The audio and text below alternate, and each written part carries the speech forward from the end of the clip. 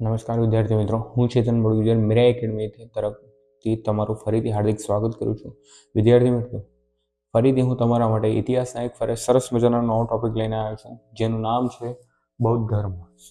જેનું નામ છે વિદ્યાર્થી મિત્રો બૌદ્ધ ધર્મ.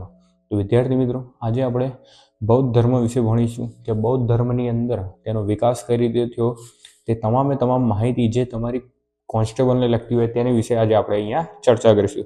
વિદ્યાર્થી મિત્રો, ચલો આજે આપણે આજનો લેક્ચર શરૂઆત કરીએ.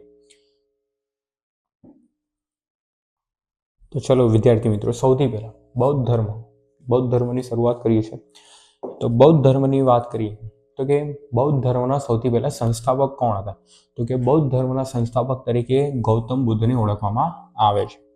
ત્યારબાદ જઈએ વિદ્યાર્થી મિત્રો, તો કે ગૌતમ બુદ્ધ હતું, તેમનું બાળપણનું નામ પૂછવામાં આવે તો તેમનું બાળપણનું નામ શું હતું વિદ્યાર્થી મિત્રો? સિદ્ધાર્થ હતું. તેમનો જન્મ કયા વર્ષે થયો? તો કે ઈસવીસન પૂર્વે 563 વર્ષ, એટલે કે ઈસુનો જન્મ પહેલા 563 વર્ષ. તો કે જ્યારે જન્મ થયો હતો ત્યારે કયા સ્થળે થયો હતો? તો કે જન્મ સ્થળ પૂછવામાં આવે તો કે કપિલ વસ્તુ. ક્યાં આવ્યું છે તે? કપિલ વસ્તુ. ક્યાં આવ્યું છે? લુંબિની. ક્યાં આવેલું છે? લુંબિની. અને તે હાલમાં ક્યાં આવેલું છે? કે નેપાળમાં આવેલું છે. તેમની માતાનું નામ પૂછવામાં આવે તો માતાનું નામ શું છે? મહામાયા અથવા તો માયાવતી. તો કે જે જન્મના 7મા દિવસે મૃત્યુ પામી હતી. કયા દિવસે? 7મા દિવસે. એટલે કે જે સિદ્ધાર્થ હતા તે સિદ્ધાર્થને જન્મ આપીને જે 7મા દિવસે તેમની જે માતા હતી તેમનું શું થયું? મૃત્યુ થયું. પાલક માતા એટલે કે તેમને પાળનારા માતા કયા હતા તે પૂછવામાં આવે તો કે ગૌતમી પ્રજાપતિ ગૌતમી અથવા તો મહાપ્રજાપતિ કહેવામાં આવે છે. પછી આગળ જઈએ, તેમના પિતા કોણ હતા? તો તેમના પિતા કોણ હતા? શુદ્રોધન હતા. કોણ હતા? શુદ્રોધન. તો કે તે કયા વંશ સાથે સંબંધ ધરાવતા હતા? તો તે શાક્ય વંશના હતા. કયા વંશના હતા? શાક્ય વંશના ક્ષત્રિય રાજા હતા. એવા હતા રાજા. તો કે ગૌતમ બુદ્ધ ની પત્નીનું નામ પૂછવામાં આવે તો કે શું હતું? યશોધરા હતું. કોણ શું હતું? યશોધરા. તો કે 16 વર્ષની ઉંમરે તેમના શું થયા હતા? લગ્ન થયા હતા. એટલે કે જ્યારે યશોધરાના લગ્ન થયા હતા ત્યારે તેમની ઉંમર કેટલી હતી? 16 વર્ષની હતી. તો કે જે સિદ્ધાર્થ હતા તેમના પુત્રનું નામ શું હતું? તો કે રાહુલ હતું. શું હતું? રાહુલ. તો કે ગૌતમ બુદ્ધે કેટલા વર્ષની ઉંમરે ગૃહ ત્યાગ કર્યો હતો? તો કે 29 વર્ષની ઉંમરે. તો વિદ્યાર્થી મિત્રો, જ્યારે ગૌતમ બુદ્ધે ગૃહ ત્યાગ કર્યો હતો 29 વર્ષની ઉંમરે, તે જે ઘટના બની હતી તેને મહાભિનિષ્ક્રમણ કહેવામાં આવે છે. પૂછાઈ શકે છે કે ગૌતમ બુદ્ધે મહાભિનિષ્ક્રમણ કેટલા વર્ષની ઉંમરે કર્યું હતું? તો કે 29 વર્ષની ઉંમરે. મહાભિનિષ્ક્રમણ એટલે કે ગૌતમ બુદ્ધની ઘર છોડવાની એટલે કે ગૃહ ત્યાગ કરવાની જે ઘટનાને શું કહેવામાં આવે છે? મહાનિષ્ક્રમણ કહેવામાં આવે છે. પછી આગળ જે વિદ્યાર્થી મિત્રો, તપસ્યા. તો કે જે ગૌતમ બુદ્ધ હતા કેટલા વર્ષ સુધી તેમણે તપસ્યા કરી હતી? તો કે 7 વર્ષ સુધી તપસ્યા કરી હતી. જ્યારે તેમને જ્ઞાન પ્રાપ્તિ થયું હતું ત્યારે તે કયા સ્થળે હતા? તો ઉરબિલાવનમાં આવ્યું. ક્યાં આવ્યું હતું તે? ઉરબિલાવન. નદી પૂછે તો કે નિરંજના નદી. અને કયા વૃક્ષની નીચે બેઠા હતા? તો કે પીપળનું વૃક્ષ. આ 3 વસ્તુઓ હાલમાં બિહારમાં આવેલી છે. ક્યાં આવેલી છે? બિહારમાં આવેલા એક બોધિગયા તરીકે જાણીતું છે. આ 3 વસ્તુને કયા તરીકે? બિહારમાં હાલ બોધિગયા નામ તરીકે જાણીતું છે. હવે આગળ જઈએ તો કે ગૌતમ બુદ્ધે પ્રથમ ઉપદેશ ક્યાં આપ્યો? ઋષિપતનમમાં આપ્યો. ક્યાં આપ્યું? ઋષિપતનમ. જેને આપણે શું કહેવાય છે? સારનાથ પણ કહેવામાં આવે છે. આગળ જઈએ વિદ્યાર્થી મિત્રો, તો કે જે ગૌતમ બુદ્ધ ઉપદેશ આપતા હતા ત્યારે તેમની ભાષા કઈ હતી? તો કે કઈ ભાષામાં ઉપદેશ આપતા હતા લોકોને? પ્રાકૃત અથવા તો પાલી. કઈ ભાષામાં કે આપતા હતા વિદ્યાર્થી મિત્રો? યા તો પ્રાકૃત હતી અથવા તો પાલી ભાષા હતી. પ્રિય શિષ્ય પૂછવામાં આવે તો તેમના પ્રિય શિષ્યનું નામ શું હતું? આનંદ હતું. નિર્વાણ પૂછવામાં આવે એટલે કે કેટલા વર્ષની ઉંમરે તેમને શું થયું હતું? નિધન થયું હતું. તો કે 80 વર્ષની ઉંમરે તેમને શું પ્રાપ્ત થયું હતું? નિધન એટલે કે નિર્વાણ પ્રાપ્ત થયું હતું. અને વર્ષ પૂછવામાં આવે વિદ્યાર્થી મિત્રો, ઈસવીસન પૂર્વે 483. આગળ જઈએ સ્થળ, તો કે કયા સ્થળે તેમને નિર્વાણ પ્રાપ્ત થયું હતું? તો કે કુશીનગરમાં. ક્યાં આવ્યું છે તે? કુશીનગર. હાલમાં પૂછવામાં આવે, અત્યારના સમયમાં પૂછવામાં આવે વિદ્યાર્થી મિત્રો, તો કે ઉત્તર પ્રદેશમાં દેવરિયા નામક જિલ્લામાં આવેલું છે. ક્યાં આવેલું છે? ઉત્તર પ્રદેશ. પણ ઉત્તર પ્રદેશમાં જિલ્લો પૂછવામાં આવે તો કયો છે? દેવરિયા જિલ્લો છે. શું કહેવામાં આવે છે? મહાવીર સ્વામીને જે નિર્વાણ પ્રાપ્ત થયું હતું તેને શું કહેવામાં? મહાપરિનિર્વાણ કહેવામાં આવે છે. આગળ જઈએ, ધર્મ ગ્રંથની વાત કરવામાં આવે તો તેમણે કેટલા? ત્રિપિટક આપ્યા હતા. શું આપ્યા હતા? ત્રિપિટક. અને મુખ્ય પંથ કયા હતા જે બૌદ્ધ ધર્મના? હીનયાન અને મહાયાન. શું યાદ રાખવાનું? હીનયાન અને મહાયાન. ફરીથી વિદ્યાર્થી મિત્રો આ બે સ્લાઇડો એટલે કે આ સ્લાઇડ છે આ અને આ બે સ્લાઇડ, બંને સ્લાઇડોમાંથી મહત્વના MCQ ગૌતમ બુદ્ધના પૂછાઈ શકે છે તમારી એક્ઝામ. તો કે સર શું પૂછાઈ શકે છે? તો કે સૌથી પહેલું, બૌદ્ધ ધર્મના સંસ્થાપક તરીકે કોને ઓળખવામાં આવે છે? તો કે ગૌતમ બુદ્ધને ઓળખવામાં આવે છે. ગૌતમ બુદ્ધનું બાળપણનું નામ પૂછવામાં આવે તો શું યાદ રાખવાનું? સિદ્ધાર્થ યાદ રાખવાનું. જન્મ કયા વર્ષે થયો હતો? ઈસવીસન પૂર્વે 563 થયો હતો. કઈ જગ્યાએ થયો હતો? તો કે લુંબનીમાં થયો હતો. લુંબની હાલના સમયમાં ક્યાં આવેલું છે? તો કે નેપાળમાં આવેલું છે. તેમની માતાનું નામ પૂછવામાં આવે તો મહામાયા અથવા તો માયાવતી. તો કે તેમનું મૃત્યુ જન્મના 7 દિવસ એટલે કે ગૌતમ બુદ્ધના જન્મના 7 દિવસ પછી તેમનું મૃત્યુ થયું હતું. તેમની પાલક માતા પૂછવામાં આવે તો પ્રજાપતિ ગૌતમી અથવા તો મહાપ્રજાપતિ પણ કહેવામાં આવે છે. પછી પિતા વિશે પૂછવામાં આવે ગૌતમ બુદ્ધના તો શુદ્રોધન. કયા વંશના હતા? તે શાક્ય વંશના ક્ષત્રિય રાજા હતા. પત્ની પૂછવામાં આવે તો પત્ની કઈ હતી? તેમની યશોધરા હતી. કેટલા વર્ષની ઉંમરે તેમના લગ્ન થયા હતા? તો કે જ્યારે લગ્ન થયા હતા ત્યારે યશોધરાની ઉંમર કેટલા વર્ષની હતી? 16 વર્ષની. પત્ની આવી ગયા. પુત્રનું નામ પૂછવામાં આવે રાહુલ. તો કે કેટલા વર્ષની ઉંમરે ગૌતમ બુદ્ધે ગૃહ ત્યાગ કર્યો હતો? તો કે 29 વર્ષની ઉંમરે. તો કે ગૌતમ બુદ્ધે જે ગૃહ ત્યાગ કર્યો હતો તે ઘટનાને શું કહેવામાં આવે છે? મહાભિનિષ્ક્રમણ કહેવામાં આવે છે. આગળ જઈએ વિદ્યાર્થી મિત્રો, હવે આગળ જઈએ તો કે ગૌતમ બુદ્ધે કેટલા વર્ષ સુધી તપસ્યા કરી હતી? તો કે 7 વર્ષ સુધી કરી હતી. જ્યારે જ્ઞાન પ્રાપ્તિ થયું ત્યારે તે સ્થળ કયું હતું? તો કે ઉર્બેલાવન. નદી પૂછવામાં આવે તો કે નિરંજના નદી. વૃક્ષ પૂછવામાં આવે તો કે પીપળનું વૃક્ષ. આ ત્રણેય વસ્તુઓને શું કહેવામાં આવે છે? બોધી ગયા સ્થળ તરીકે ઓળખવામાં આવે છે હાલના સમયમાં. આગળ જઈએ, તેમણે પ્રથમ ઉપદેશ કઈ જગ્યાએ આપ્યો હતો? તો કે સારનાથમાં આપ્યો હતો અથવા તો ઋષિપતનમમાં આપ્યો હતો. ઉપદેશની ભાષા પૂછવામાં આવે વિદ્યાર્થી મિત્રો પ્રાકૃત અથવા તો પાલી ભાષા છે. પ્રિય શિષ્ય કોણ હતો તેમનો? આનંદ હતો. નિર્વાણ કયા વર્ષની ઉંમરે પ્રાપ્ત થયું હતું? તેમને 80 વર્ષની ઉંમરે. અને કયું વર્ષ હતું? 483 વર્ષ, ઈસવીસન પૂર્વે 483. કયું સ્થળ હતું નિર્વાણ પ્રાપ્ત થયું ત્યારે? કુશીનગર હાલમાં ઉત્તર પ્રદેશના ક્યાં આવેલું છે? દેવરિયા જિલ્લામાં આવેલું છે. આગળ જે ધર્મગ્રંથ, કેટલા ધર્મગ્રંથ આપે છે? ત્રિપિટક, જે આપણે આગળ જોઈશું. અને તેમના મુખ્ય પંથ પૂછવામાં આવે તો કે હીનયાન અને મહાયાન. આમાંથી વિદ્યાર્થી મિત્રો કોઈને કોઈ MCQ પૂછાઈ શકે છે ગૌતમ બુદ્ધને લગતા. આગળ જે વિદ્યાર્થી મિત્રો કે ભગવાન બુદ્ધે 29 વર્ષની ઉંમરે શું કર્યો હતો? ગૃહ ત્યાગ કર્યો હતો.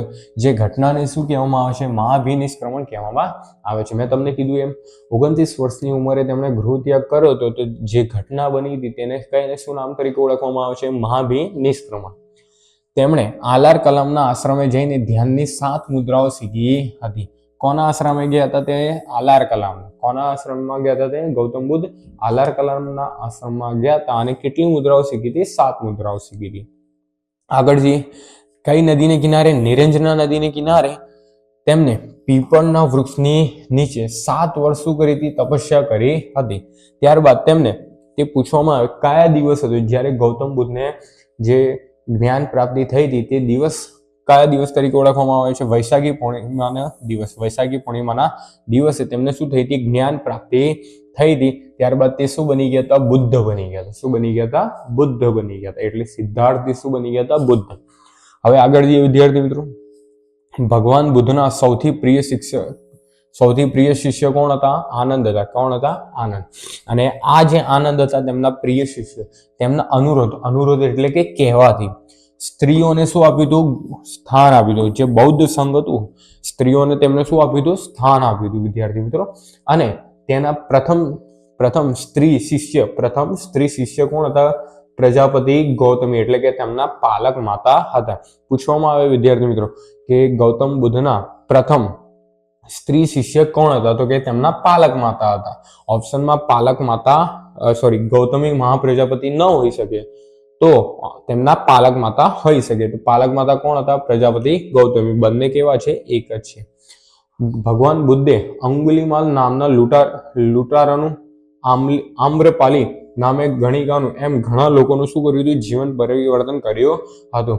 આ અંગુલિમાલ નામક એક શું હતું? લૂંટારો હતો. તેની બહુ ફેમસ, બહુ નાના હશો તમે ત્યારે વાર્તા સાંભળી છે. તો કે તેને લોકોના જે આંગળીઓના 100 આંગળીઓની એને માળા પહેરવાની હતી. તો કે એક જ આંગળી ની માળા, એની જે માળા હતી એમાં એક આંગળી જ બાકી હતી. તો એ સમયે ત્યાંથી ભગવાન બુદ્ધને નીકળવાનું થયું હતું, એ ગામ જ્યાં જંગલમાં રહેતું હતું ત્યાંથી. તો અંગુલિમાને શું, તો ત્યારે ભગવાન બુદ્ધે શું કર્યું હતું, તેમનું જે અંગુલિમાન ડાકો હતો તેમને શું કરી નાખ્યું હતું, જીવન પરિવર્તન કરી નાખ્યું હતું. પછી મહાત્મા બુદ્ધે કુશીનગરમાં પરિવ્રાજક શુભચ્છમ નામનો અંતિમ ઉપદેશ આપ્યો હતો. આ મહાત્મા બુદ્ધે સૌથી છેલ્લો ઉપદેશ કયો આપ્યો હતો, પરિવ્રાજક શુભચ્છમ ને શું આપ્યો હતો, તેમનો અંતિમ ઉપદેશ આપ્યો હતો. ક્યાં આપ્યો હતો, તો કે કુશીનગરમાં આપ્યો હતો. ક્યાં આપ્યો હતો, કુશીનગરમાં આપ્યો હતો. વિદ્યાર્થી મિત્રો, એવું પૂછવામાં આવે આપણી એક્ઝામમાં પીએસઆઈ કોન્સ્ટેબલની કે મહાત્મા બુદ્ધે તેમનો છેલ્લો ઉપદેશ કયા સ્થળે આપ્યો હતો, કે કુશીનગરમાં આપ્યો હતો. ક્યાં આપ્યો હતો, કુશીનગરમાં આપ્યો હતો. આગળ જઈએ વિદ્યાર્થી મિત્રો. હવે આગળ જઈએ તો કે આગળ શું છે વિદ્યાર્થી મિત્રો, ભગવાન બુદ્ધને શાક્યસિંહ, ભગવાન બુદ્ધને શું કહેવામાં આવે છે, શાક્યસિંહ અથવા તો શાક્ય મુનિ કહીએ છીએ, અથવા તો તથાગત તરીકે પણ ઓળખવામાં આવે છે. આ શું છે, ભગવાન બુદ્ધના અલગ અલગ નામ. આ ઉપરાંત જોઈએ તેમની બે સંપ્રદાય, કેટલી સંપ્રદાય બની હતા, બે. પહેલી કઈ હતી, હીનયાન, અને બીજી કઈ હતી, મહાયાન. કઈ હતી, મહાયાન.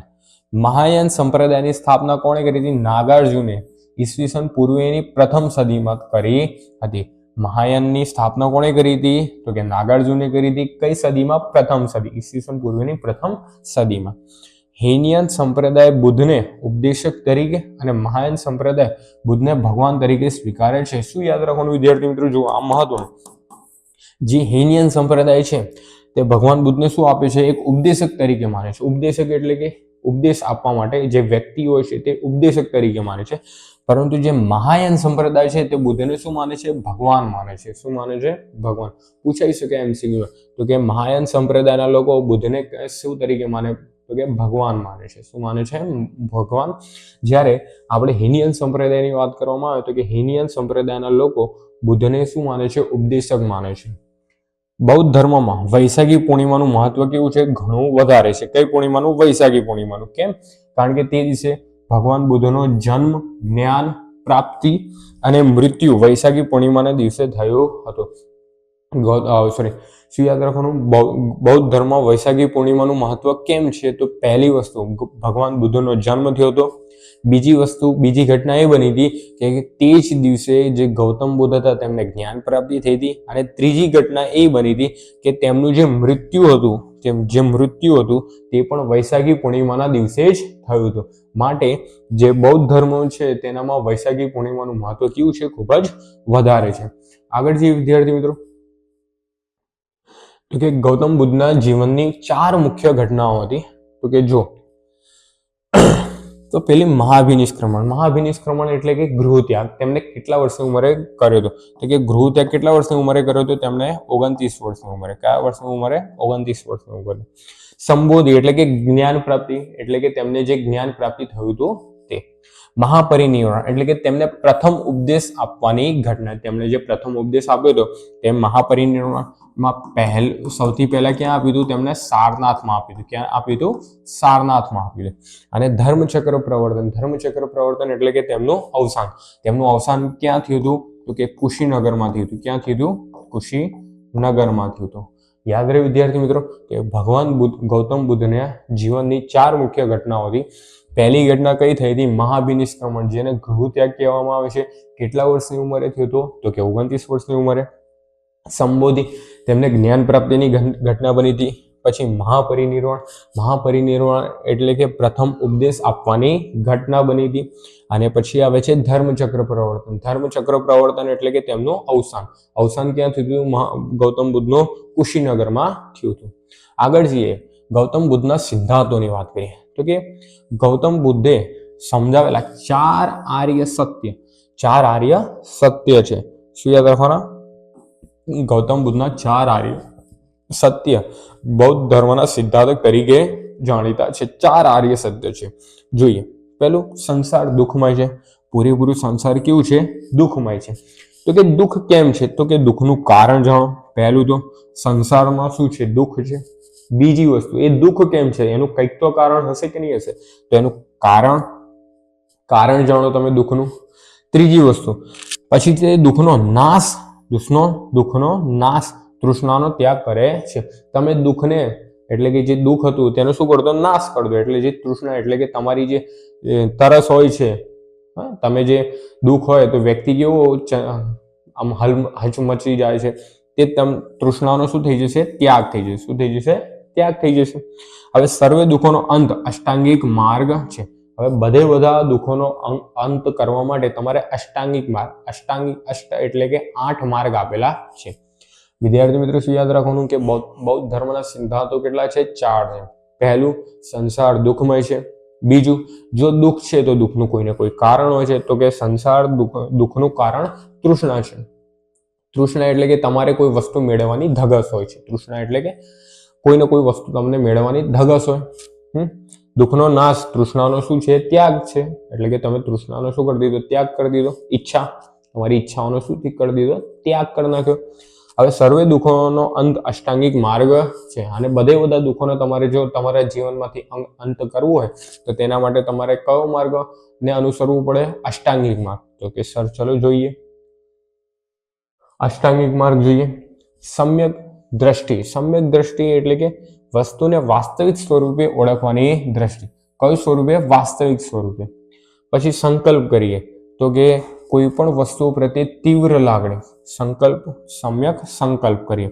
સમ્યક વાણી, કડવા વચન. તમે જે કડવા વચન બોલો છો તેનો તમારે શું કરવું પડે, ત્યાગ કરવો પડે. કર્મ. કર્મ એટલે કે સત્ય કર્મ. સત્ય કર્મ એટલે કે સારા કાર્યો કરવા જોઈએ. આગળ જઈએ. સમ્યક આજીવક.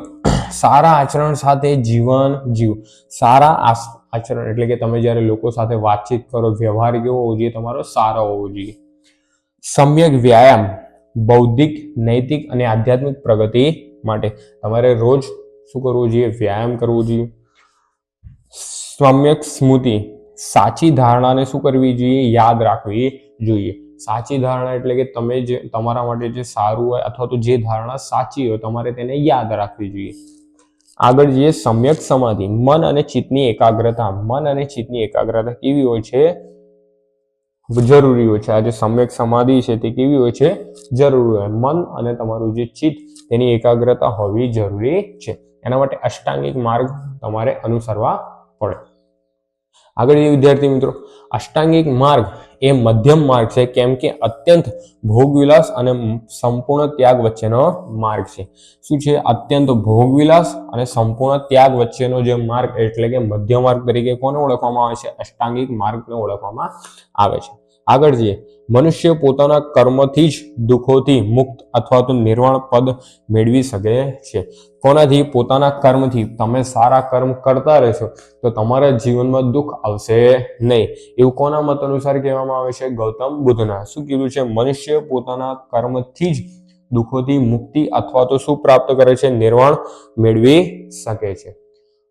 પછી હવે તો વિદ્યાર્થી મિત્રો આપણો આજનો જે લેક્ચર બૌદ્ધ ધર્મનો ભાગ 1 તેમાં જેટલા મહત્વના હતા તે તમામ આવી ગયા. હવે ફરીથી આપણે મળીશું બૌદ્ધ ધર્મના ભાગ 2 માટે. તેમાં બૌદ્ધ ધર્મને લગતી જે પણ માહિતી તમારી એક્ઝામની દ્રષ્ટિએ મહત્વની હશે તેની સાથે આપણે મળીશું ફરીથી બીજા એક લેક્ચરમાં. ત્યાં સુધી જય હિન્દ, જય ભારત. અને તમે અમારા જે મીરાઈ એકેડમી જે ચેનલ છે તેને સબસ્ક્રાઇબ કરો, મારા વિડીયોને લાઈક કરો, શેર કરો અને બેલ આઇકનને પ્રેસ કરો. ઓકે, સારું. જય હિન્દ, જય ભારત.